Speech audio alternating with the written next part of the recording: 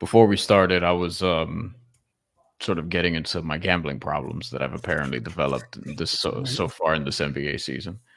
Um, when you work at a gambling company, you know, you got to bet all the time, and we are sweating right now. But welcome to Come the floor is yours. I'm gonna ignore that, Tony. Welcome, the floor is yours. Yeah, Van Lee, we're late. We had to make some adjustments on the fly. You could blame me. I'll be the quarterback. You could, put it on me. We got to play better. It's not that serious, but we're here now, and we have a lot to talk about. Also not really, but there are no games Thursday, but there are games tonight as we're talking. There are games tomorrow. Timmy Bain is here. Tony is here. Sean will not be here. He said he was going to be doubtful. I think we could downgrade him to out unless he makes a Willis Reed sort of surprise appearance here. But how you fellas doing today? We have a lot to get into around the NBA. First month of the season is over officially. We're a month in now. Yeah, it feels good, man. And the basketball has never been better as far as parity goes. They say the in-season tournament has fixed basketball. I don't know about that, but I know this is a good night tonight. Every night seems like there's a new thriller on. And for me, Thanksgiving is always good because the battle for Atlantis always happens. And the first Bahamian coach to ever win the women's, you let McEwen for Ole Miss won yesterday. So I'm gonna see Arkansas tomorrow night. Pig Subi. Let's see what those boys do. And they lost their last game. Remember to support the program. Click that link, the Home Depot link in the description, because Home Depot is a sponsor of this program, and you might want to. And I was in Lauderdale last weekend, and I got some dope stuff from Home Depot, like some. Everyone should know I'm a Christmas freak, so I got some I got a tree. Seriously, I got a Christmas tree from Home Depot. Yeah, I got for my front. Yeah, so shout out to Home Depot. Yeah, so shout out to them. They sponsor the program. Use the link because Black Friday is here. Black Friday sales actually start in October now, so this has been going on for a while. You know that if you work in retail. So Black Friday is a monster, and Home Depot is a part of that. So get anything you need there. Timmy said that he got his products. Tony said that he was looking at some stuff. I got a Christmas tree. Lights. Yeah, you got your lights. I got my Christmas tree. I'm gonna get some lights. And Ben, shout out to Ben in the comments, says the Home Depot theme song is a banger. Low key, yeah, it is. Van Lee says, which company you work at, bro? And I would say all of them. Media mercenary over here is what I refer to myself as. So, gentlemen, we are going to start. We have what's real, what's not today. And basically what we're going to do is first month of the NBA season is down. We're going to talk about some of the things that we saw. What do we buy into? What do we not buy into? And we're going to try to go as fast as we could because we actually want to hit a lot of ground here before getting into the latter portion of the show. And for people watching with Miami Heat interest, your team will come along very soon. First, we're going to start off with, let's do the Houston Rockets because actually Timmy wanted to talk about this. So I'm going to throw this because, we could do Boston, we could do Milwaukee, and we're going to because they play each other tomorrow. But Timmy, Houston, they got off to a pretty good start this season. Do you buy that they're a playoff team? We'll start there. No, I think they're a play-in team, but after being the worst team in the league for 2 years straight, it matters. To some people, oh no, it's playoff for us. People don't understand that progress, is a slow progress. Even though 50 Cent said in the famous song, it was talking about him, progress is a slow process. So you need to appreciate the jump from 15 to maybe a 10 and 9. I think people get too accustomed to the big jumps that you can't appreciate the small jumps. I always thought Ime was a good coach from his work on the sidelines with the Sixers. The biggest thing he did, which really might have caused Silas to get fired, was he was starting Bruno Fernando over our friend Sengun for like a month. Sengun is probably the best player on that team right now, and he has looked it. So shout out to Ime for giving him the keys. I appreciate the swagger and the federal leadership that those two light-skinned boys did. Van Vliet and Brooks. That type of control has reined in Jalen Green a bit. He still can't do nothing other than score, but it's reined him in a bit. Jabari Parker, I said in this program years ago, he may be the next Bosch. He has taken Smith, I hope you meant not Jabari Parker. Sorry, Jabari Smith. He might actually be the one player suffering stats-wise. That's why I traded him in my fantasy league. But overall, I like what he does on the floor. He blocks shots, takes threes, hits threes. So the playoff team, no, but I think it's a success for Ime to get this team that basically had a disgusting toxic culture to those boys, like going toe to toe with LeBron, and LeBron is bionic. Like he's not he's not a human being. But it's good to see that because usually last year those type of games, if LeBron went off, the Rockets would just fold, or Jalen Green would just try to keep jacking shots. But they compete, and I respect him for that. Let me throw a team at you, Tony. You're Orlando Magic because you live down there, and they just put it on the Toronto Raptors. 126-107 is the score as I'm looking with 10 seconds to go. The Orlando Magic, a division rival for your Miami Heat, and a team that poses one of the league's best defenses so far. Are you buying them as a potential playoff team? Nice, you're on mute. You've been hanging around Ethan too long.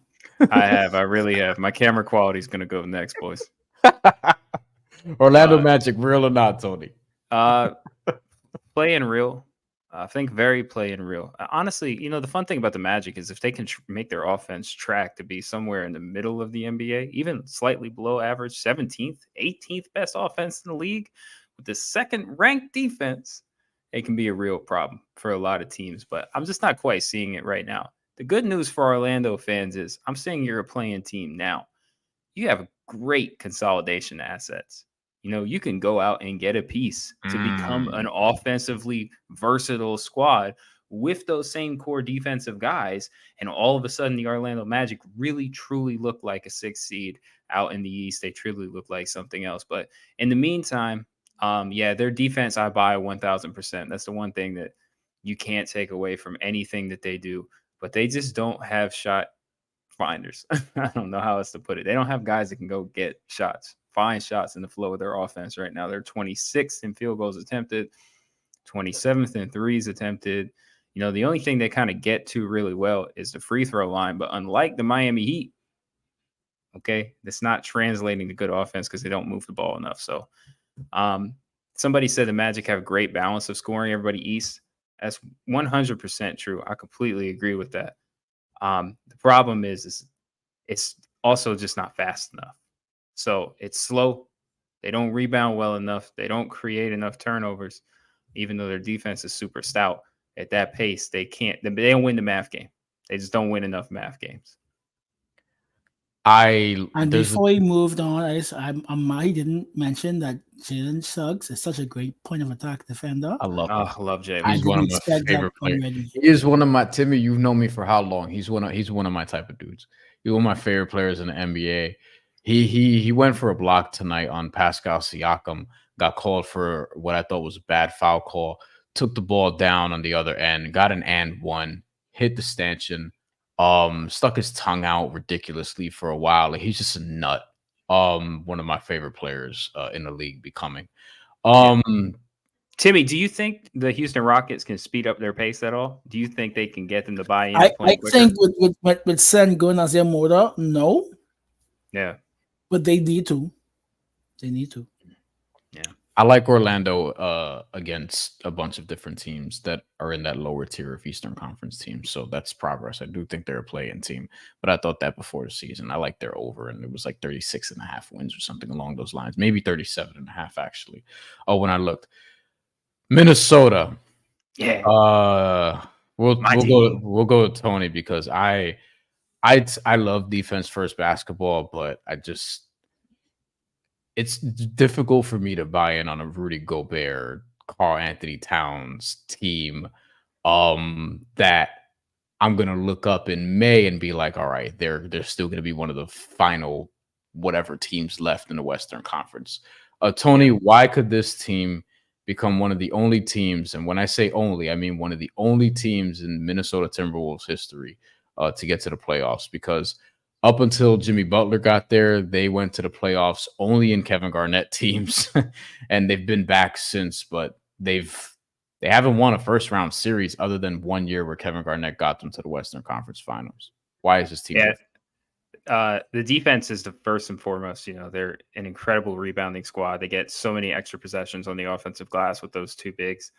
But it's their attack, their offensive attack. They are so versatile in the ways that they can hit you. Karl Anthony Towns this year is a much more willing passer, especially getting the ball in rotation. He's not just looking to score softly in these little post backaways. Now he's looking to find cutters and find open teammates. And he can also get you 20 a night, which is awesome. And those nights that Karl is not there, Naz Reid is home.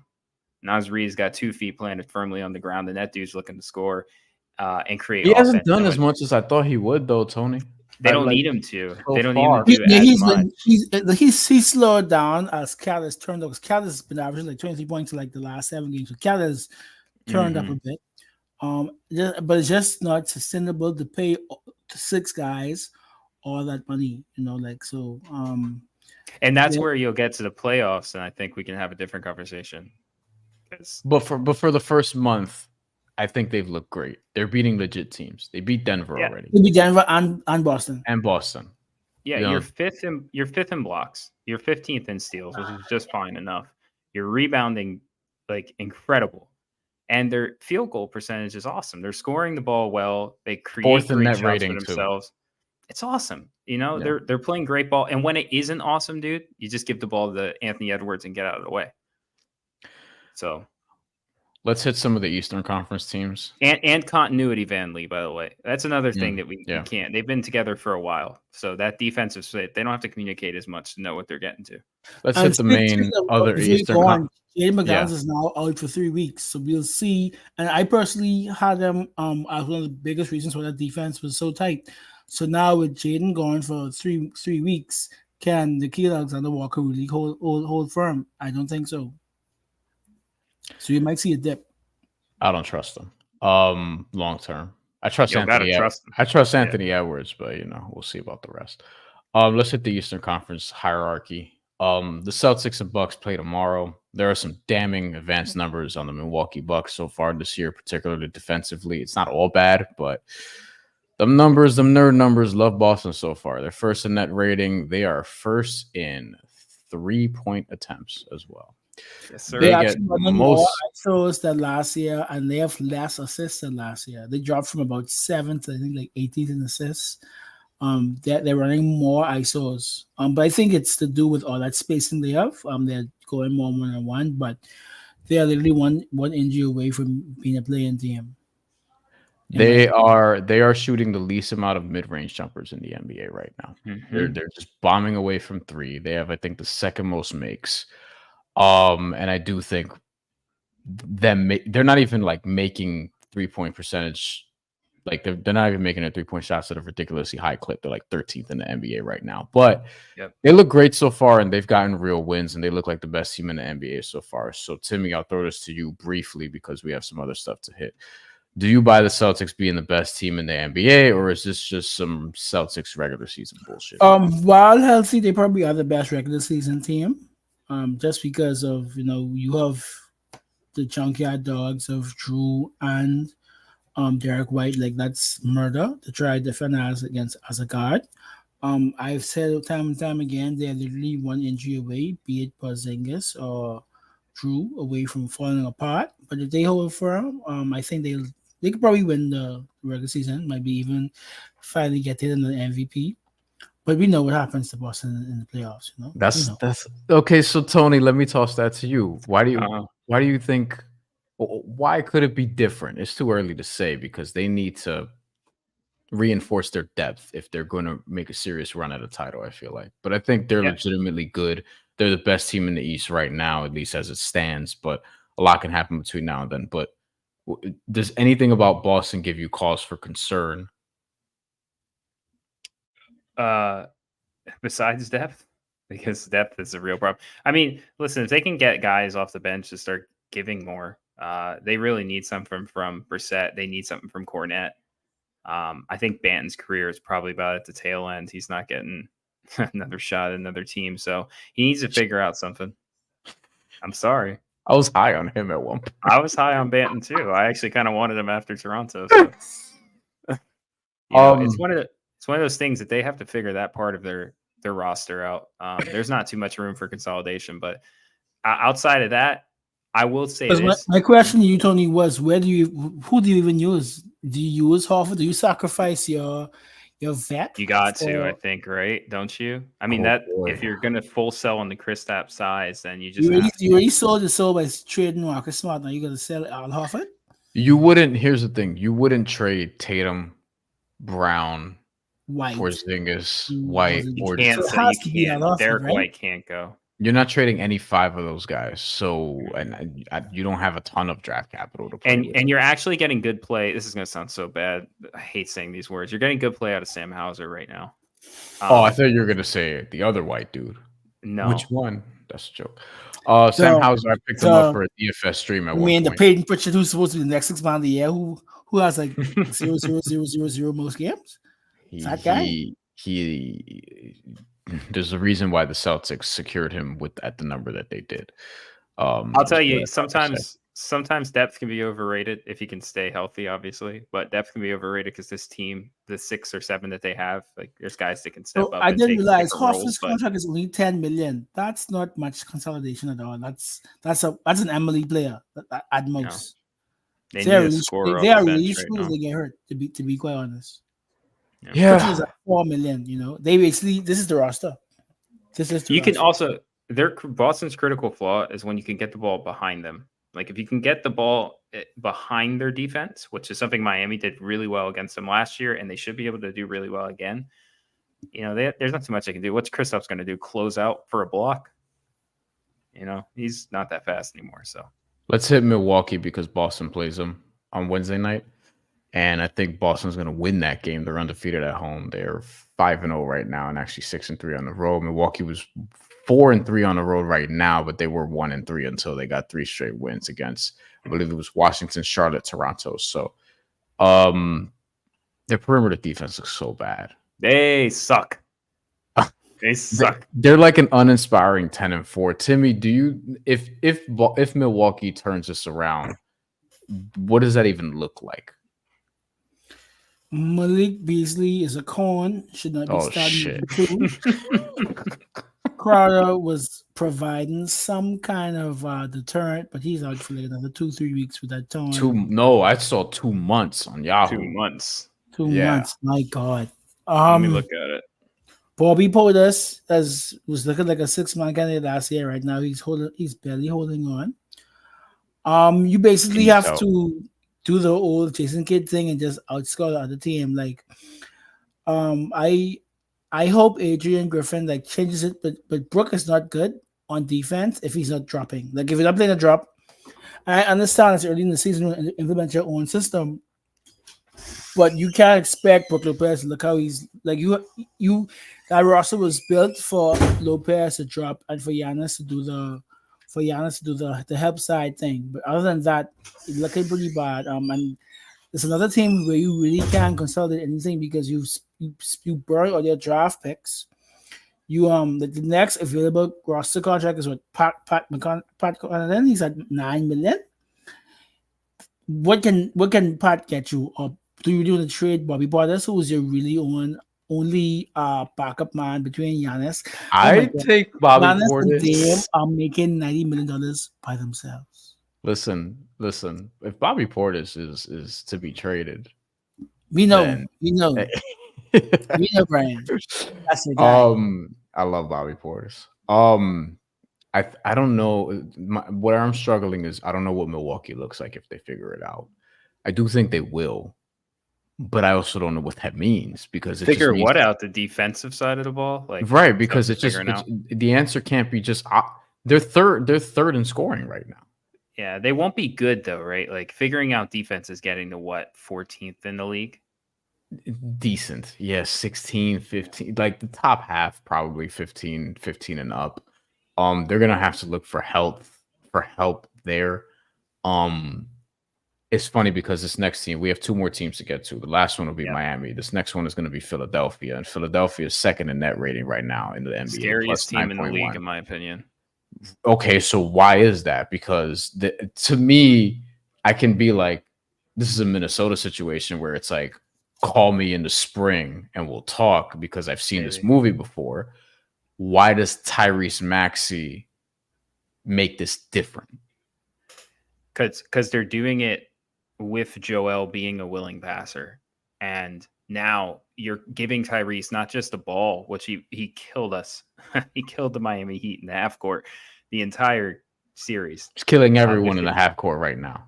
And now he's getting the ball on the move and in space because it's coming off of DHOs from Joel. And what he generates for that offense and the space that he creates for Joel has led them to, I think, the best offense in the league right now.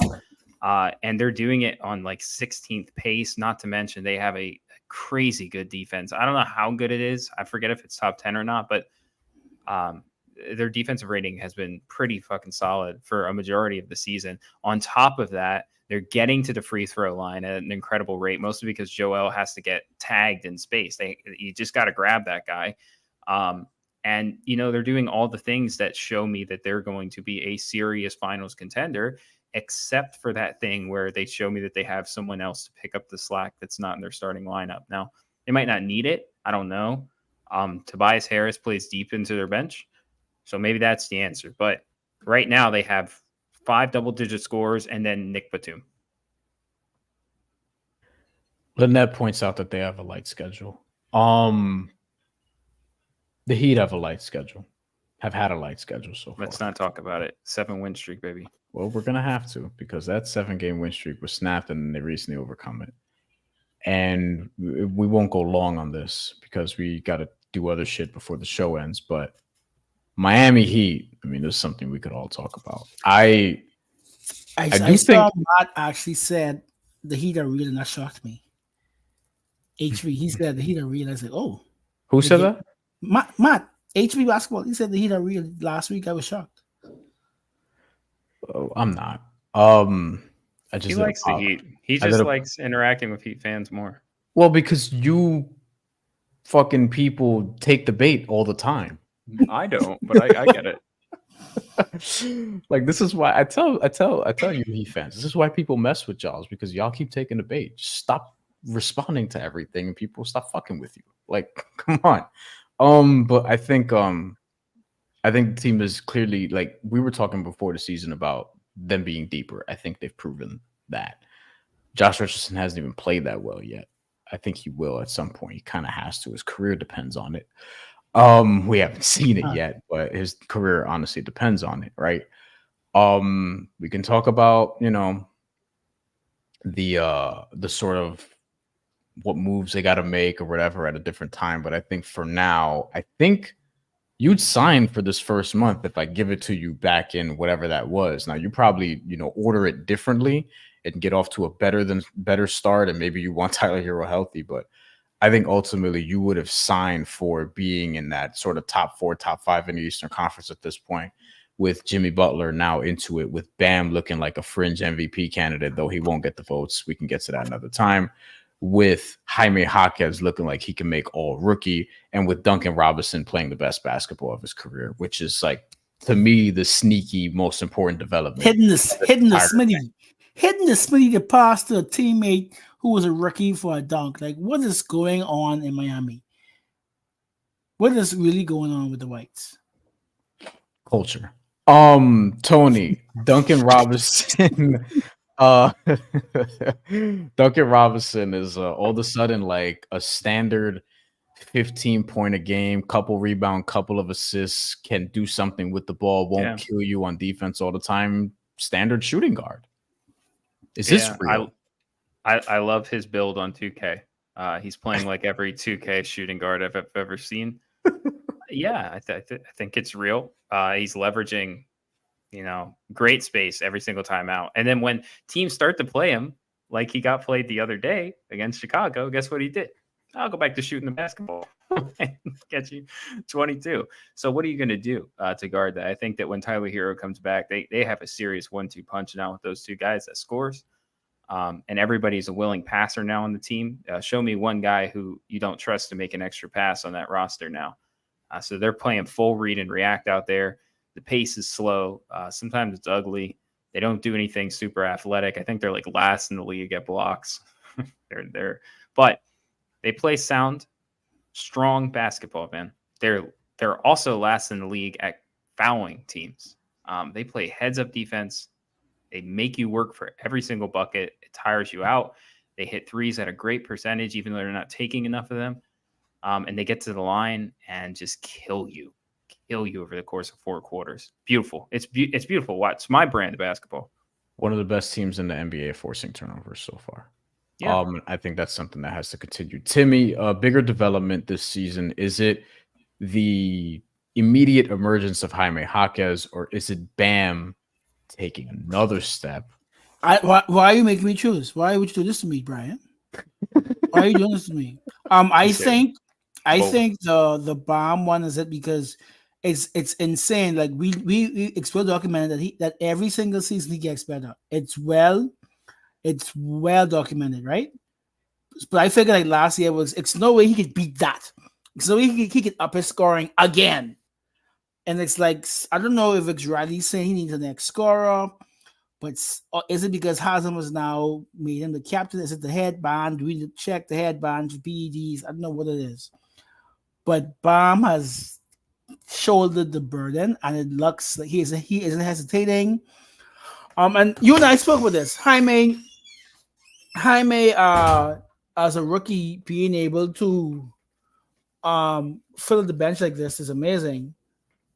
But we expect this from four-year rookies. Like, we shouldn't be shocked anymore. I will give you a couple of Bam numbers here before we go into the other portion of the show, before we wrap up.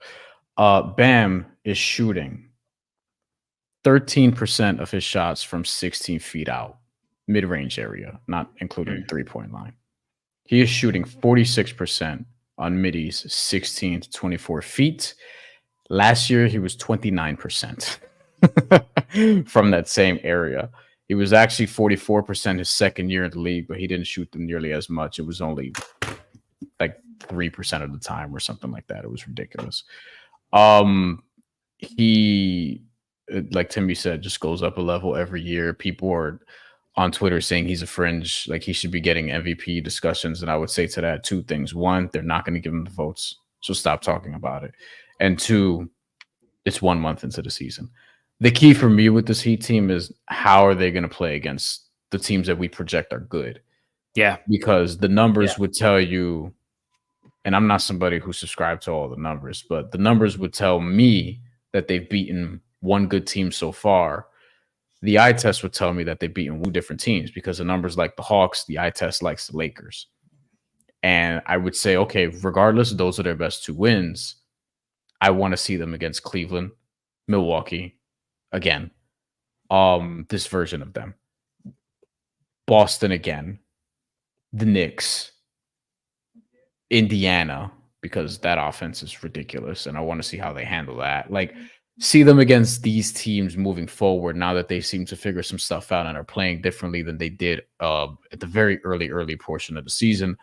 And I think when Tyler Hero gets back, whenever that is, it'll be interesting to see how he sort of falls into this mix and how that impacts him, because there are some spots where they need his shot creation. But we can get into that at a different point. Like, just the whole Tyler Hero piece of this. The thing they need more than anything out there is the playmaking. You know, his jump as a playmaker this year is the most valuable thing that when he's willing to do it. I agree. Yeah, well, I mean, he's been more willing this year than ever. So yeah, I think this is something they need down the 4th quarter, and they need his shot making in the 4th quarter too, because he's just got the balls to answer back any shot. When that team was going on a stretch, Chicago coming back into that game, I was like, damn, I miss Tyler, because he'd be the guy out there to try and kill that momentum. Let's get into Floor is Mine, which is a segment where we would have imaging right here. So just imagine it's here. Maybe we'll have that after Thanksgiving, maybe not. Great music too. Great music. It'd be killer. You know, whatever, right? And then each of us pick a topic that stood out to us over the course of this past week, and we go for 60 seconds on it. I doubt we'll stick to the time. We should, because we're coming up against our imaginary clock here, because we'd like to cap this. Almost said something else at 35 minutes. So I'm going to go very quickly. And the thing that stood out to me the most was Jimmy Butler talking about Nikola Jovic. Nikola Jovic is not on the Heat right now. Nikola Jovic is in Sioux Falls, and he had a really good game recently, and Jimmy Butler went to see him play. I asked on Twitter, when was the last time Jimmy Butler's done that? And the best answer I got was Jimmy Butler flying Tyus Jones to see Trey Jones, and it was the Zion Williamson game against Texas Tech at Madison Square Garden in 2018, a game that I covered. Not quite the same thing, though. And watching what Jimmy was saying about Nikola Jovic was interesting, saying that he's a huge Nico fan. Quote, I think he's going to help this organization well after I'm done here. And also, y'all stop playing Nico at the 5. He's not a 5. Found all that very interesting because Jimmy doesn't go to G League games. Okay? He doesn't go to some NBA games, so he's not going to G League games like that. Him saying Nico's not a 5, he's right. Nico's a 4, maybe a 3 offensively to some degree. We'll see. He's not a 1. He's not a 1. He's not a 1. He's going to be a 3 or a 4, probably most likely a 4. Jimmy kind of knighted him there. That was interesting to me. And then, Jimmy, when he says stuff, he usually be bullshitting. I felt like this was pretty genuine. So I'm just filing that away for future use. Tony, what you got? We talked about players that continue to get better every year and take steps. I'm going to show love today to Tyrese Haliburton, who every year I think I have a good handle on like what players can be and where they can go and scouting and all that bullshit. And I'm very upset that I spent 5 minutes researching Halliburton for Tony to make this thing. Oh shit! Go on. Y'all could collab. Go on. I don't care. No, go Tony. We'll collab. Like people always. Anyway, sorry. Go ahead. This is crazy. Not being called a colonizer at this this hour. So I'm just gonna do the pull-up shooting. All right, that's the big raise for me. So now you knew he could hit a pass off of a shot. You knew he could pull up. You knew he could shoot the ball. You knew he could drive a lane, right? But now what's changing is he has another dynamic weapon to add into his tool belt is pull-up shooting. He's shooting right now. I'm trying to get the notepad, which is lost on my computer. There it is. Last year, he was shooting 41% for the mid-range and 40% as a pull-up shooter, which is really deadly. that's really, really good. He took that, went back into the lab, and came back with a 58% mid-range pull-up and a 52% three-point pull-up. 52% on half of his pull-up threes. That ball's going in. What the hell do you do with that? How do you guard that? People ask, how is Tyrese Haliburton getting 17 assists a night? It's because motherfuckers are dangerously scared of what he can do when he pulls that ball up and gets into his shooting pocket, and he gets there fast and in a hurry. And if you play too hard in it, he goes downhill on you. And if you hedge that off, he's hitting the open corner. So that team's offense is real. He's real. Timmy, we have 2 minutes. I won't even need them long. The Pistons suck. Yeah. That's but unfortunate. Despite that, I love what Asa is doing still. And Sasa, I didn't really peep him in the draft, but Sasa is probably one of the bright spots. I didn't foresee Stewart becoming an actual power forward with a jumper. But literally outside of that, like perfect big next to Bam. Perfect beef big next stew. to Bam. Beef stew. So yeah, like I love Monty, love Silas, but that team sucks. Kay Cunningham is killing me. The spacing is trash. I think you could build around Cade. They have something. It's a very small something. They Cade, also Sasa, and Stewart. So those 4, that's their best 4. You don't think Duran's in there? No, I mean I'm looking at the actual numbers, like played together. Duran no. Isn't that so? If we have to see Duran come back and maybe do something, or maybe you see with Bojan does with spacing. So those 4, right? So you need to maybe add another shooter. And that's the problem. Maybe you need to take out Beef and put in Duran and put in Bogey. But those 4, Sasa, Cade, also and Stewart. So something's there. It hasn't played enough, but something is there. But yeah, man, they suck. I'm sorry. Get ready to end the show, Manny. Do you think the Pistons could use Kyle Lowry? Go ahead and end the show, Manny. You can go ahead and do it.